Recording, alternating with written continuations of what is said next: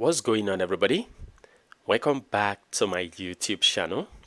Now let's solve for the values of x, given that x to the 2 over 5 is equal to 4. Well, most students make common mistakes while solving this question. So my first method will be the common mistakes most students make. So on the left hand side, we have x to the 2 over 5. On the right hand side, I have 4. So I'll have to multiply the exponent by the inverse of 2 over 5. The inverse of 2 over 5 is 5 over 2. I'll do that to the left. I'll also do that to the right. Now see that this 2 cancels out this 2, and this 5 cancels out this 5. So that we have x to be equal to 4 to the 5 over 2. Now let's simplify what we have on the right.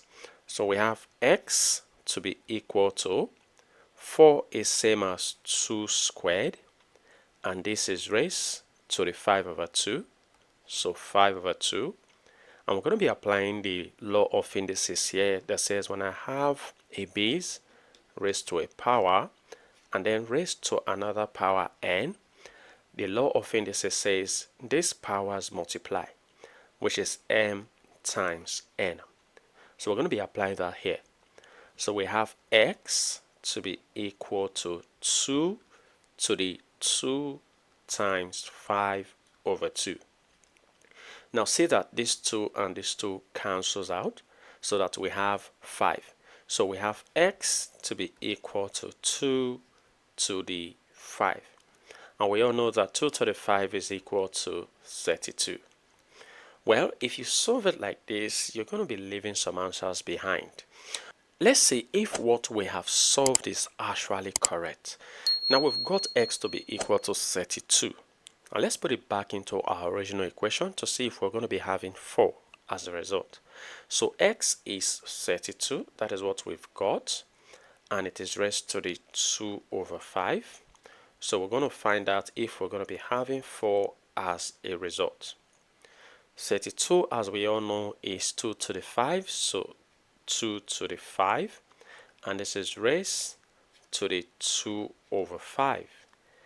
So we're going to check if we're going to be having 4. Now from this law of indices, the powers can multiply. So we have 2 to the 5 times 2 over 5. Are we going to be having 4? Now notice that this 5 can cancel out this 5, so that we have 2 to the 2 equal to 4. So we see that 2 to the 2 is actually 4, and it is equal to the right hand side 4. Well, not that your answer is not correct, but the question is this the only answer we're supposed to have? Now let's see our second method, which is the best method so far. For our second method, I'm going to be moving 4 to the left so that I have x to the 2 over 5 minus 4 equal to 0. Now this 4 can be simplified as 2 squared. So I have minus here, and I have x to the 2 over 5 equal to 0. Now I can simplify this. X to the 2 over 5 is same as x to the 1 over 5 raised to the 2. Because from indices, these powers multiply. So I'm going to be getting this back. So I'll write this as x to the 1 over 5 raised to the 2 minus 2 squared equal to 0. Now we have an expression in the form of difference of 2 squares. Difference of 2 squares has this identity. Let's see, I have m squared minus n squared. This is m minus n times m plus n. That means writing this in this identity, we have x to the 1 over 5 minus 2 times x to the 1 over 5 plus 2. And this is equal to 0. So we have two cases that we're going to be solving. Let me circle this out. So for the first case, we have x to the 1 over 5 minus 2 to be equal to 0. And for our second case, we have x to the 1 over 5 plus 2 to be equal to 0. So we'll solve these cases one after the other. So for the first case, I'll move negative 2 to the right hand side so that I have x to the 1 over 5 to be equal to 2. Now to get rid of this exponent, I'll multiply the exponent on the left and of the right by the inverse of 1 over 5, which is 5. So I'll multiply this by 5. I'll multiply this by 5. Now see that this 5 cancels out, leaving behind x to be equal to 2 to the 5 is 32. Well, you can agree with me that this was the answer we got from our first method. Now let's see here. To get the other value of x, I'm going to be moving plus 2 to the right hand side so that I have x to the 1 over 5 to be equal to, as 2 crosses, it becomes negative 2. Now to get rid of this exponent, I multiply by its inverse. So I'll multiply this exponent by 5. I'll also do the same to the right hand side. I'll multiply the exponent of the right hand side by 5.